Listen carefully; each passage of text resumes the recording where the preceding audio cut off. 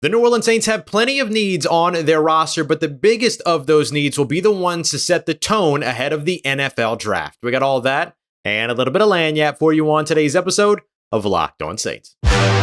You are Locked On Saints, your daily New Orleans Saints podcast. Part of the Locked On Podcast Network, your team every day.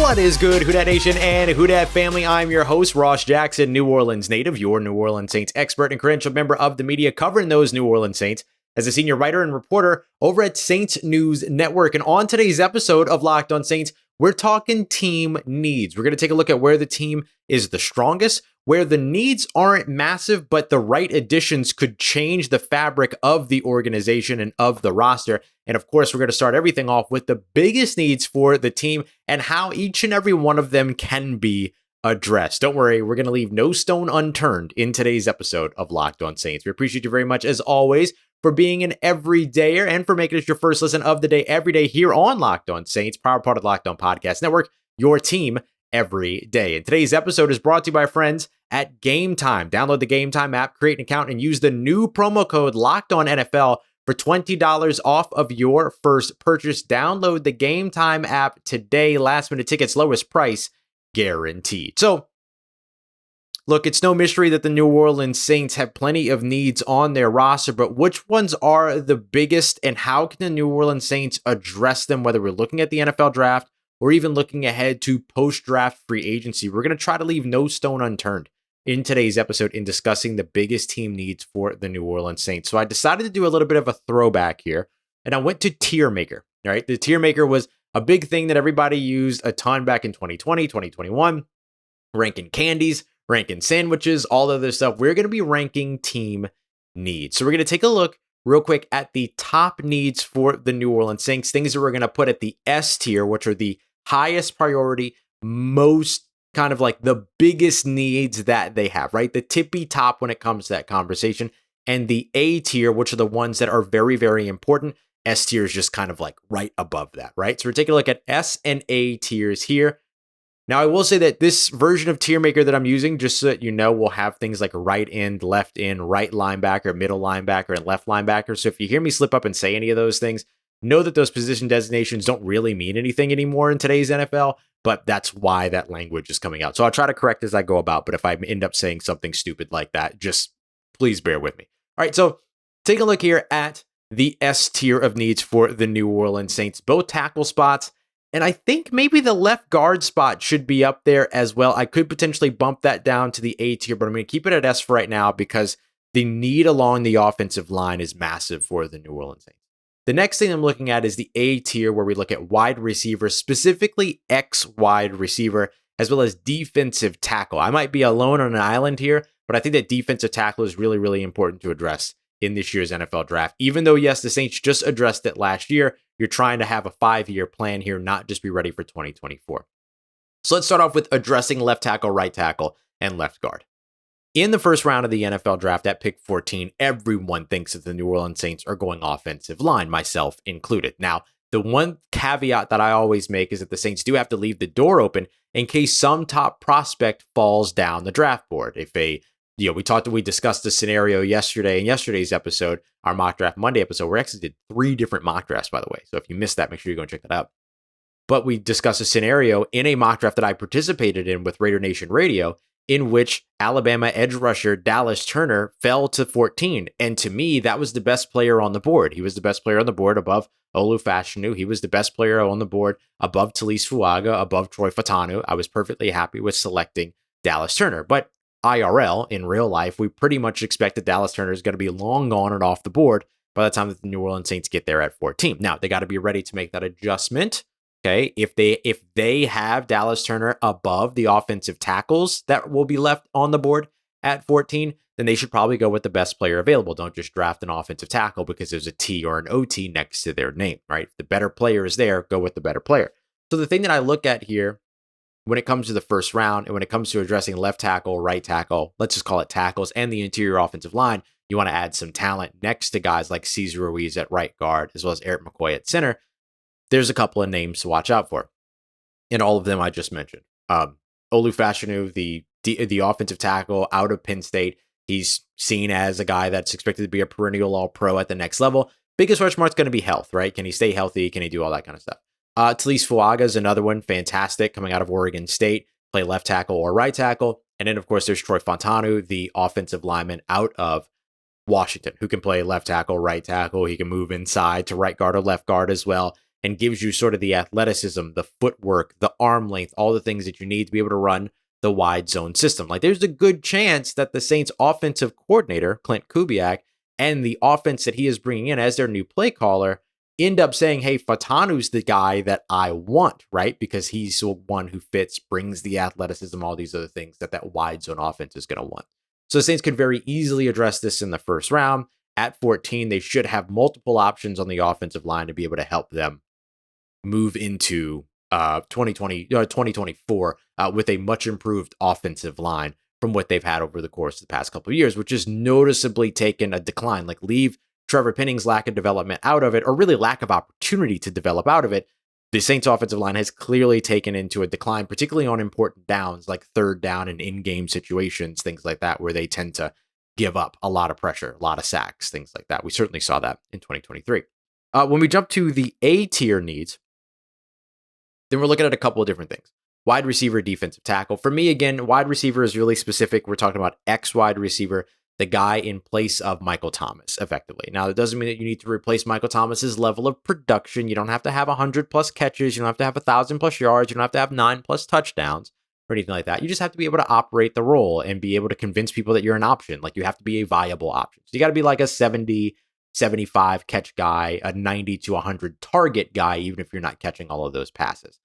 You could potentially find that guy in A.T. Perry, who I think should get the sort of first crack at winning that opportunity over the course of training camp. Looked outstanding over the course of the last 7 games of the season, despite really only getting, barely any real targets, right? Like, he got a couple of targets here and there in a couple of games. He wasn't like the go-to guy or a go-to short field guy for this offense, even towards the end of the season. If he can develop and prove that he deserves that opportunity and can hold up that opportunity and produce through that opportunity in 2024, then they've already solved the problem or will solve the problem with somebody in-house. But remember, Saints right now only have 5 wide receivers on their roster. They typically bring in 12 to 13 at training camp, so expect them to add more talent. There are guys that they could do that. Xavier Legette coming out of South Carolina, Keon Coleman coming out of Florida State, Malachi Corley, who's really more of a slot guy that you can move around, but maybe opens up more opportunities for guys like an A.T. Perry or a Chris Olave. You want an X receiver, you want a yards after catch guy. There's a big collection of those guys in this year's NFL draft for certain. And you have some guys on your roster already,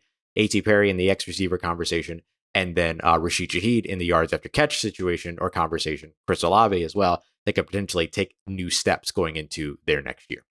And then finally here, when it comes to the biggest needs, I've got defensive tackle here. My biggest thing is you want a run-stopping defensive tackle. The New Orleans Saints defense did not take the steps forward as a run defense that it expected to take in 2023. They want to fix that in 2024, especially now with Bijan Robinson, Tyler Algier, and some good running backs that are in the division here. You need to be able to pull together a good run game, right? A good run defense. And so losing a guy like Malcolm Roach, that's going to have a bit of an impact. So this isn't a big need in that the New Orleans Saints must address it in the first round. They could address it in day 3 if they want to. They can address it in post-draft free agency if they want to, but certainly a place that is very, very vital for them to address if they want to take steps forward as a run defense. Coming up next, we're going to take a look at some of those other types of positions of need that aren't necessarily humongous needs, but if addressed appropriately, could help to take this team on the offense or defensive side to the next level. Got that coming up for you as we continue on with today's episode of Locked On Saints, part of Locked On Podcast Network, your team every day. This show is sponsored by BetterHelp. So how is your social battery right now? You bursting with energy? You need a little bit of a recharge? Let's say you need a little bit of a recharge. How do you get that recharge?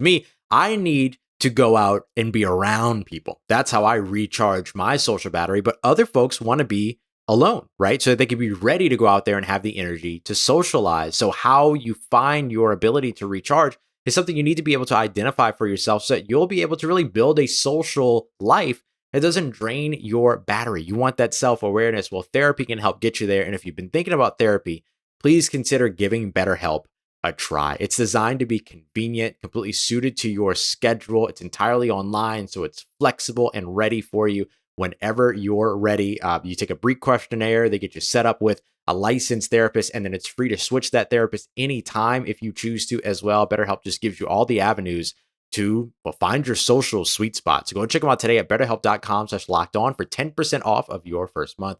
That's BetterHelp, HELP.com/lockedon. All right, family. We talked about the biggest needs that the Saints must address in the draft, post-draft free agency, whatever it might be, over the course of this offseason or the remainder of this offseason.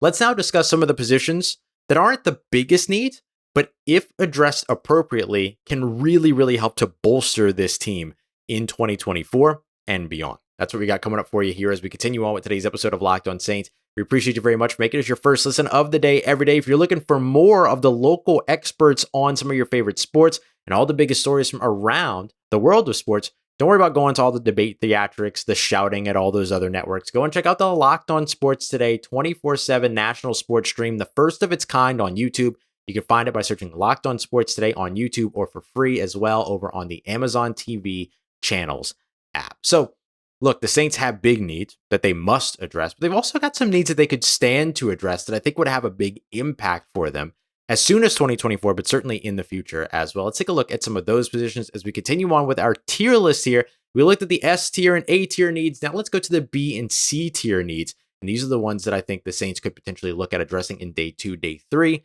of the NFL draft that will help them out. Now, you're going to see here, or you're going to hear me talking about edge rusher, strong safety, halfback in the backfield, as well as tight end. I think those are 3 or 4 positions rather where you could say, all right, there aren't massive needs. Like if they went in with who they had, they'd be okay.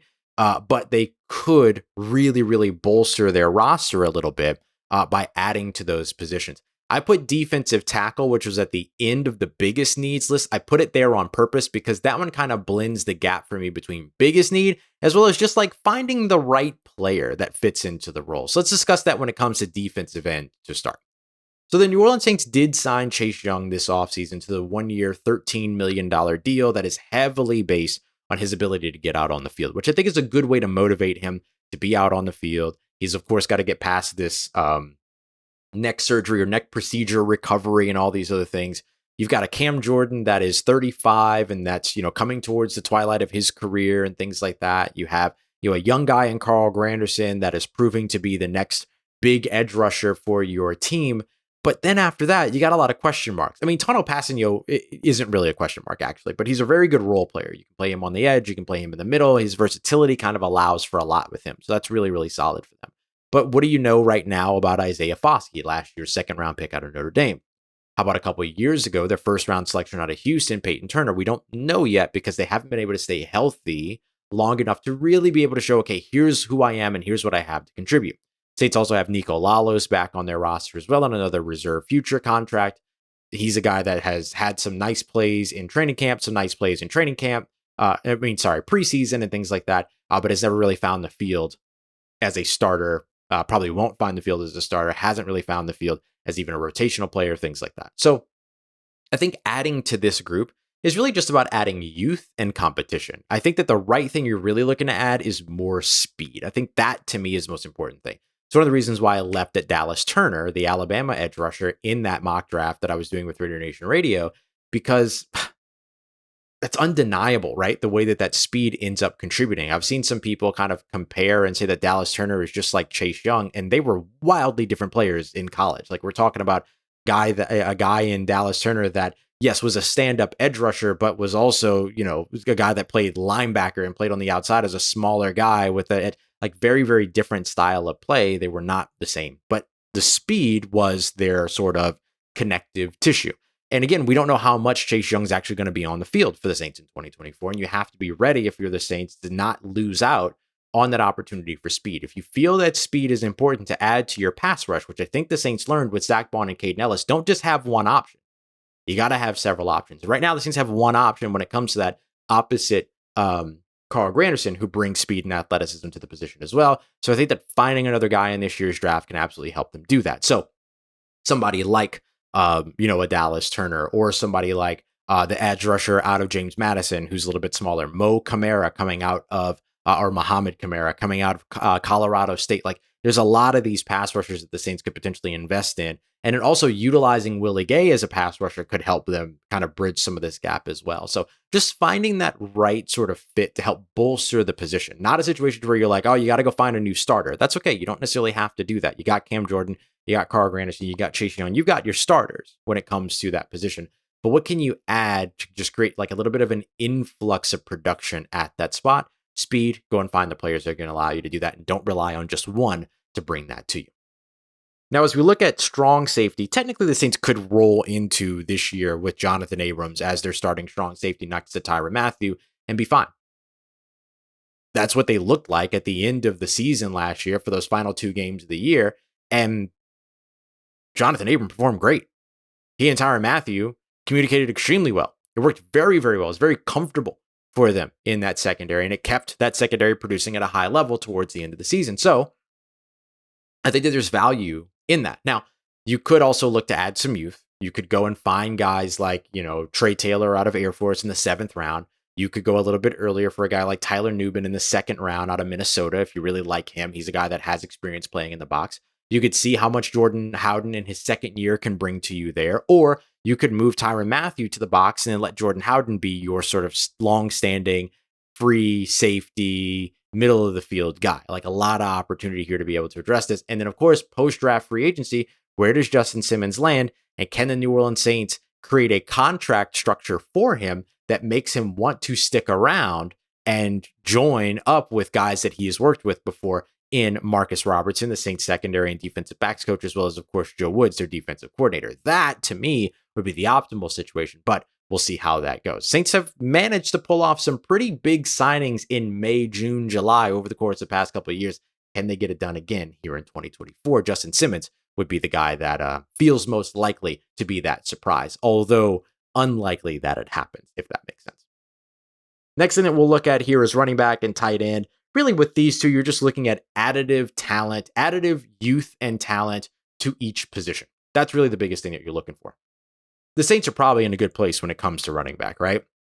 Alvin Kamara is going to get back to a little bit more of a zone run outside the tackles, get to the perimeter, get him out in space kind of a role. With Jamal Williams being able to step back into a little bit more of a solid running back role as opposed to the kind of fullback role that he was relegated to last year. And then you've got Kendre Miller, who looked fantastic on that 75-yard, 1-touchdown game that he had at the end of last season against the Atlanta Falcons. And so that's a really, really good trio of running backs.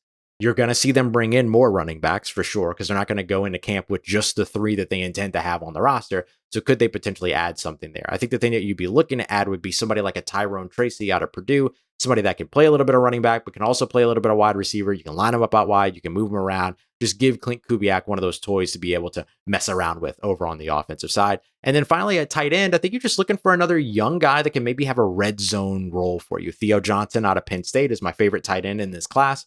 6'6", 250 plus pounds, red zone threat guy that can go up and get it for you, but also has some athleticism, can run some routes, really, really good short area quickness, running those pivot routes in the middle of the field, can attack the middle of the field that way. Was severely underutilized at Penn State, getting to the pros, maybe an opportunity for him to maybe actually show what he could do as a pass catcher. Adding him to a room with Juwan Johnson and Foster Moreau could go a long way. And then, of course, the Saints could also dip into undrafted free agency and post-draft free agency for more players at that position as well. So, not the thing that I would look at and say, hey, these are positions that the Saints must rush to address. However, if they can address them in the right way, definitely helps take their offense and defense to the next level with the right talent.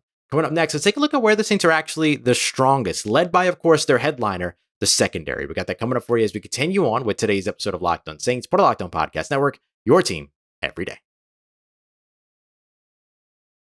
Today's episode of Locked On Saints is brought to you by Game Time. Look, I don't live in an MLB town, but I do love going to baseball games. New Orleans has no MLB team. So sometimes in weeks like this week where I'm having to do some last minute travel, maybe I find myself in a place that has a great MLB team or has a great MLB team coming to town, and I want to go and take in a game. Well, thanks to the Game Time app, I can do that up to the last minute. I don't have to plan. I can be spontaneous when a spontaneous trip pops up, kind of like what I'm dealing with right now. So right now, you can even save up to 60% by buying last minute for sports. But it doesn't even stop there. There's also concerts, comedy, theater, and more. So the NFL may be in the offseason, but Game Time is still here for you to take advantage of. And there's an easy way to do it thanks to our friends. So you can take all the guesswork out of buying tickets by heading over and downloading Game Time today. Download the Game Time app, create an account, and use the promo code LOCKEDONNFL, new promo code LOCKEDONNFL for $20 off of your first purchase. Terms apply. Again, create an account and use that promo code LOCKEDONNFL for $20 off. Download Game Time today. Last minute tickets, lowest price guaranteed.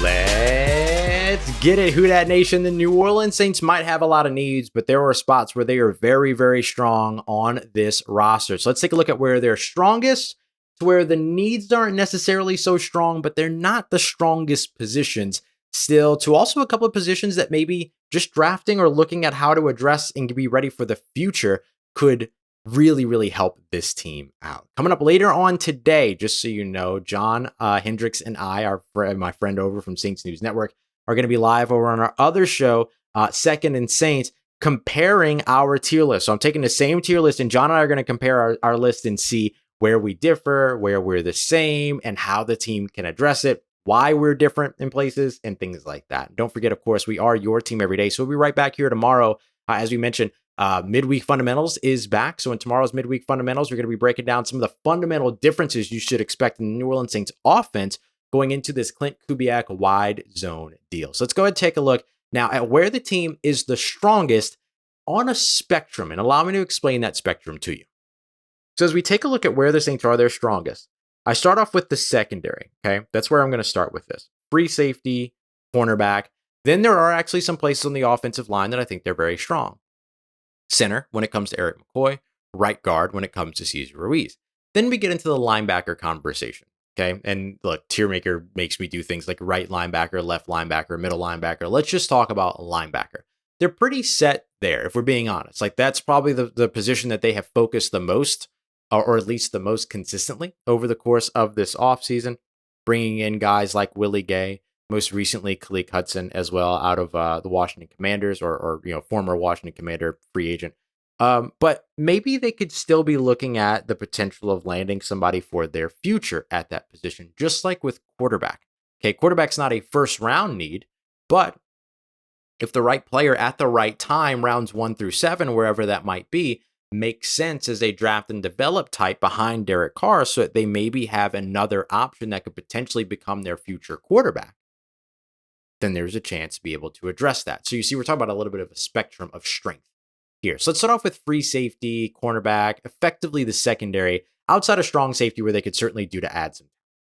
So when it comes to free safety, the reason why I say that actually at free safety or coverage safety, the sort of single high, middle of the field safety that handles a lot of the coverage responsibilities, and considering how much the Saints play that middle of field closed defense, meaning that there is a defender closing off the middle of the field, cover 1 and cover 3, things like that. Considering how often they live in those, like, that's a very important position for them. So having not only Tyrann Mathieu, but right behind him, Jordan Howden, who they really like as the post safety or the deep safety, that coverage guy in the middle of the field as well, they seem pretty set there. That's a position where they don't necessarily need, if they're drafting a safety or looking at a safety, they don't necessarily need to find one that's going to go out there and cover for them.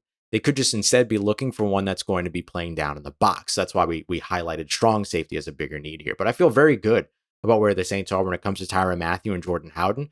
You could look at guys like Ugo Amadi, who can play safety as well. Again, Jonathan Abram, JT Gray. So they have other options there as well when it comes to depth. Maybe adding a little bit more to depth, or adding a versatile safety that could do a little bit of both, kind of like that Tyler Nubin that we mentioned from Minnesota in the second round. Could give them just a little bit more depth there, just in case they run into any types of issues when it comes to Tyrann Mathieu or Jordan Howden. But outside of that, they seem pretty good, 2 deep, 3 deep, if you include Ugo Amadi and others, that could end up helping them out there. Let's take a look at center and right guard. These are two that like I'm always a little bit torn on center because they have a very good starter there in Eric McCoy, but they never really have the depth that they need. They're always having to kind of pull somebody from a different position over to play that spot and everything like that. We've kind of seen them maybe curb that a little bit over the course of the past couple of years, starting with Josh Andrews 2 years ago.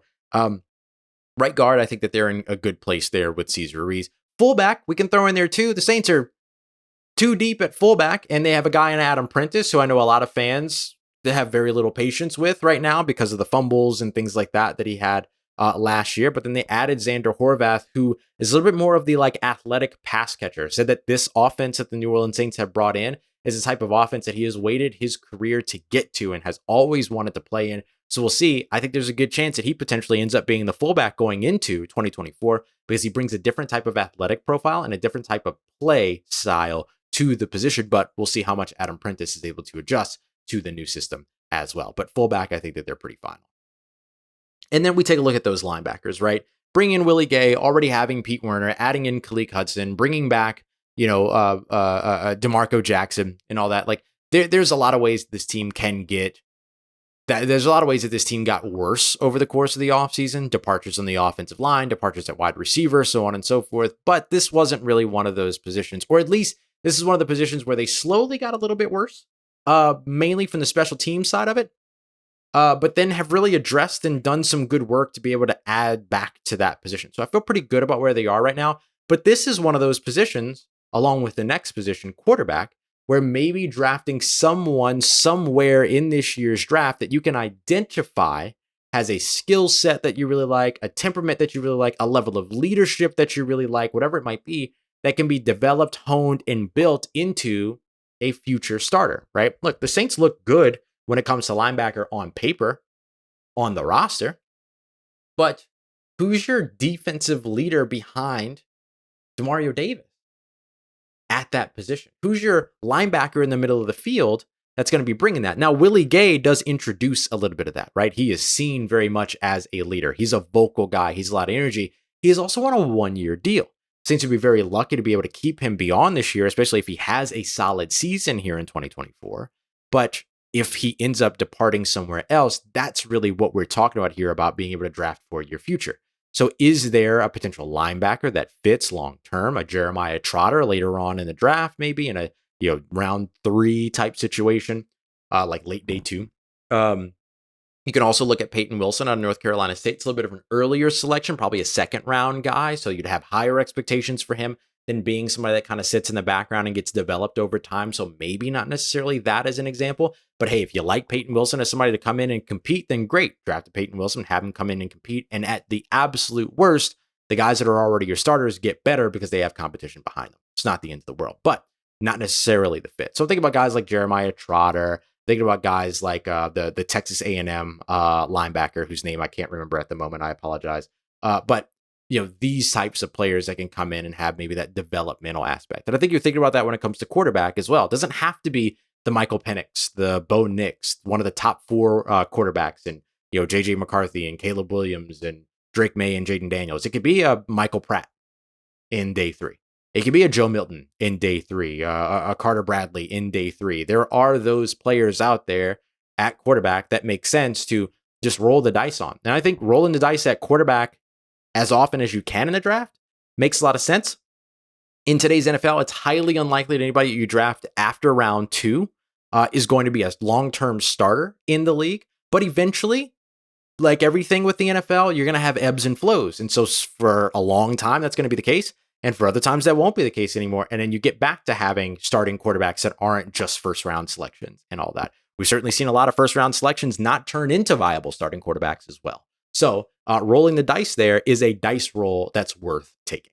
So that's why I look at quarterback there. Saints also did some work at kicker. And then they'll certainly bring in some competition at punter as well. Didn't put those on this list. But if I had to, I'd probably put kicker in D because they've already kind of addressed it. And then I'd probably put punter at like C because we know that they're going to add a punter more than likely anyway. They like competition there. And they also like to keep legs fresh over the course of training camp. So having an extra kicker and an extra punter helps you out with all that. All right, y'all. That's it. That's our tier list of team needs for the New Orleans Saints. We appreciate you very much As always, make it Locked On Saints your first listen of the day every day. Don't forget to go and check out Locked On Pelicans as well as Locked On LSU to figure out what's going on around the rest of the big sports themes around Louisiana. We appreciate you very much as always. Making Locked On Saints a part of your day, part of your routine, for saying yes to me and the show. As always, if you see me, please say hi. If you need anything else around your New Orleans Saints in between these episodes, make sure you follow me on your favorite social media at Ross Jackson NOLA. Hit me up. Let me know how the family's doing. Let me know how you living. Let me know how you momming them. I trust Who Dat Nation. I'll holla at you.